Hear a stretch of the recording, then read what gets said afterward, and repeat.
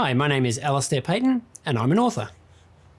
My book is called Of Marsupials and Men, and it's the story of the weird and wonderful people who went out to find Australian animals and how they uncovered some of the mysteries of Australia's wacky wildlife. I've always loved Australian animals. I remember going on holidays with my parents and we'd go walking in the bush looking for koalas in the trees. And I'm also a history buff. I did study history at university way back in the day. And this has been a good chance for me to dig back into some of those stories. And really it was reading Australian history stories and natural history and finding little nuggets of characters that I just thought, I really want to learn more about this person or that idea. Really captured my interest, and ending up down some pretty weird rabbit holes and finding enough stories that pulled together that I think there's a whole book in this.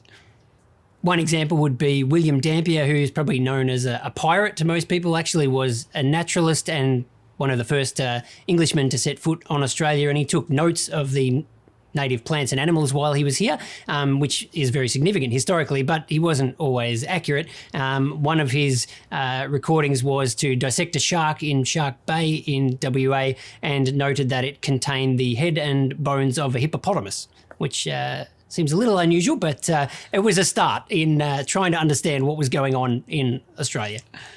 My publisher is Black Ink, who have been absolutely fantastic in helping me get this onto the bookshelves. I actually wrote another book, or co-wrote with my brother, a guide to bushwalks in the Grampians National Park about 20 years ago, but this is my first book since then, and I sort of feel like this is my first real history book. I'm a journalist by trade. I'm a digital editor, and I suppose my day job is writing articles and writing headlines that you might see on the internet, mostly about football and fantasy football. Supercoach is my main game, so if people are into that, they might have seen my byline, but this was really a hobby that I did in my own time over many, many years that coalesced into this book. Did you study writing, or are you self-taught?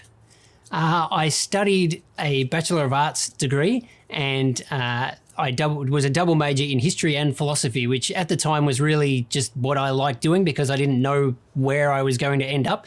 And I was really lucky that I went down the path of working in journalism, which I've really enjoyed, but always had that interest in history as well. So this has just been a great project to work on, and to actually have a published history book is something I'm really excited about. A lot of it was online. The Trove newspaper archives were a goldmine that I could spend many, many hours digging up some interesting articles on there. But I did do a little bit of travel to Tasmania and visited some libraries and historical archives there. And also on my honeymoon, actually, I have to pay credit to my wife. We went through Canberra and she was very accommodating of me stopping in at the National Library and spending an afternoon there where they wheeled out some of John Gould's original plates of his bird diagrams and writing. So that was a really great experience as well. The writing and the research I really enjoyed. And as I said, it took a few years and it was a bit of a stop-start process where I'd really write a lot for maybe a month and then I'd be distracted by other things and wouldn't get back into it for a while. But the writing and researching I just really, really enjoyed, and I hope that comes through in the book. Probably the hardest part was having to cut it back, which I'm sure a lot of authors can relate to when the word limit went a bit over and I had to make some cuts. And the other part that I've dreaded a bit is this aspect of promoting. I'm not a great self-promoter, so getting out and talking about it has been a bit of a challenge, getting out of my comfort zone.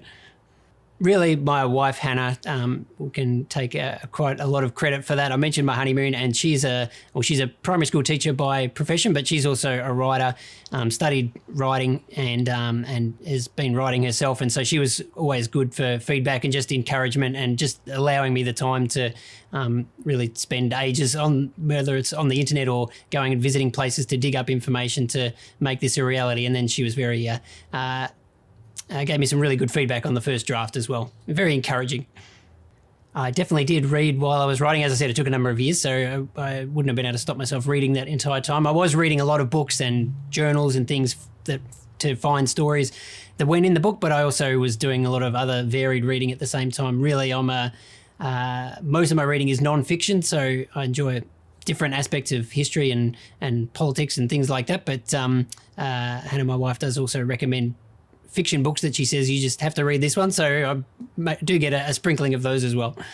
The area that I'm really sort of digging into now that I'm finding really fascinating is the frontier conflict era of Australian history, when British settlement was expanding and the reaction to that from the Indigenous population. And I think that's something that's been probably underappreciated, but it's just so fascinating. So many interesting stories there, and probably Cassandra Pybus's book on Truganini is one that I think was, some of it can be pretty hard to read. It's pretty dark time, but I think she does a great job of really exploring that story of, one person's life that goes from, when she was born living the traditional sort of tribal existence to, by the end, basically the whole people had been wiped out. So obviously tragic, but just a fascinating history to dig into. And I think that's a really good way into those stories. Is your first draft typed or handwritten? Definitely typed. Yeah. I don't know how authors, and even working in journalism, how they used to put out newspapers before the days of word processors and spell checks and things like that. I certainly couldn't operate without them.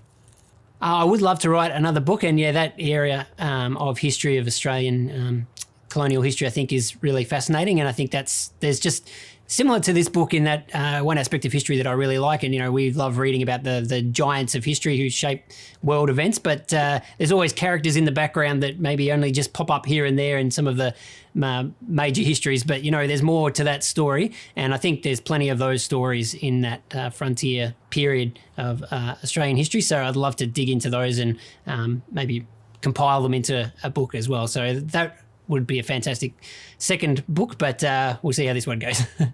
Oh, that's all right. No problem at all. Mm-hmm.